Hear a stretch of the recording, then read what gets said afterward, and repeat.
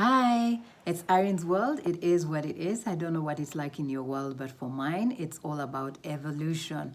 Since COVID came, well, things have not been the same, and it's going to be a new normal when you eventually are let out and eased out on the physical distancing that we are experiencing world over. In Uganda, I don't know which day we are in, but right now I know that every day it's all about an evolution in your mindset. I've had the privilege of interacting with three great minds, especially on the area of education, because that is my area of interest. And I believe even here in Uganda, we will see an evolution in our education system. It's unavoidable. World over, things have already shifted in every sector, including education, which is a pillar in every society in shaping the minds and human resource that is available in any given geographical location. In my case, Kampala, Uganda. So three things stood out for my three great thinkers, and the three are digital global citizens, paradigm shifts, methods of teaching and instruction, methods of assessment. Those three stood out for us. I'll start with digital global citizen. I don't know what method of learning your children is experiencing, at least mine are having virtual learning, virtual classes, even now as I speak, they're in class. And for me, it has been an eye-opener. But I'll say this first. As long as you have children who are learning from this point when we had COVID and onwards, and those of you who intend to be parents, it is clear that you are raising a generation of the new age, new era, modern technology, and it's going to keep coming. So, digital global citizens. How are we preparing our children's mind to embrace this? Because that is going to be their world. It's not the backcloths and the old stuff. They are the digital era generation. But like everything else, physical and virtual, they are dangers. How are we preparing our children to be digital citizens, responsible, to live in that virtual world and be able to interact intellectually, academically, socially especially, because I have seen during this time there's been a lot of cyberbullying. Well, even in the physical classrooms it's there, but how have we prepared them? So as a parent, I believe it is one of the things you need to look to right now while you're interacting with your children and help them to be responsible global digital citizens. Teach them how to be alert and know about predators. Just like you've taught them in the physical, even in the virtual world, they are predators. And then how do they use their screen time and it is healthy for them and doesn't lead them to become, antisocial citizens in the physical world, but also in the virtual? How do they handle virtual cyberbullying? And of course, we know there are even worse predators there. But that is their world. It's unavoidable. So if I hear a parent saying, I can't give my child a smartphone or a tablet, guess what? That is their life. You might as well prepare them now. Be the overall supervisor.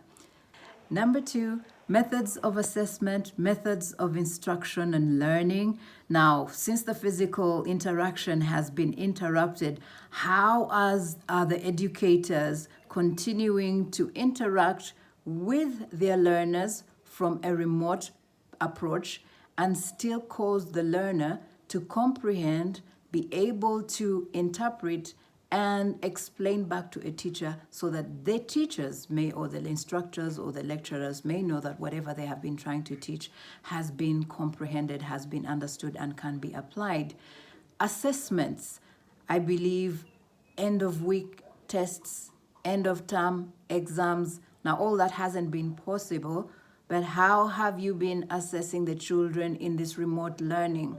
There are some I know who have been given practical work to do as an individual and then share back whatever they've done with the teacher. Instead of having exams, they're going to have projects for specific subjects.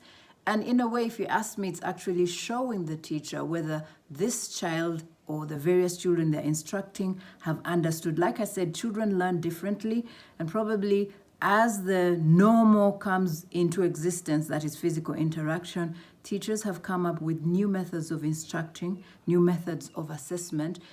Continuous assessment now is very viable, and I believe even in the future, because you have a continuous footprint of the academic progress of a child.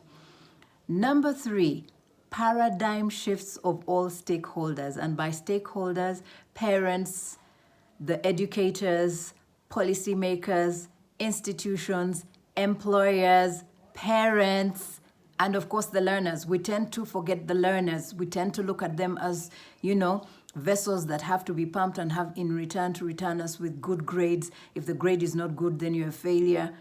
We've got to make that paradigm shift. Why am I learning? Why do I need an education? How relevant is it for me now and in the future? What is our future, us who are now learning? Remember, I said we're raising digital global citizens. Whatever geographical locality they're holding now, they're still going to be digital, virtual citizens. So how do we start making that paradigm shift of not demanding grade, score high, or you're a failure, but a student or a learner who says, the teacher taught me and now I understand, and because I understand it, I can apply, and leave that mindset of, teacher said, if I don't, then I won't get a grade, and if I don't have a grade, then I'm a failure in society. Children are not their grades. Have they comprehended what has been taught? Can they read? Can they write? Can they comprehend? Can they reapply what they've understood, interpret it into experiential knowledge?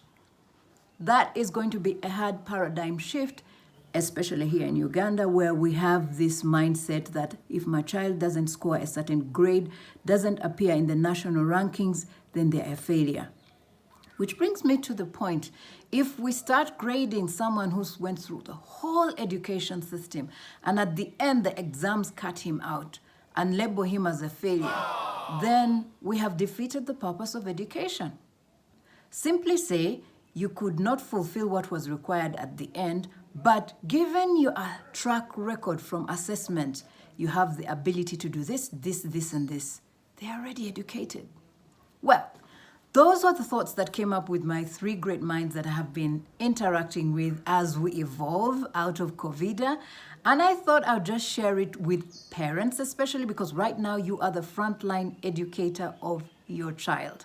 Think on those 3 things: global digital citizen, paradigm shift on how we have seen and have labeled education to be a tool of human resource and advancement of life, and methods of instruction and methods of assessment.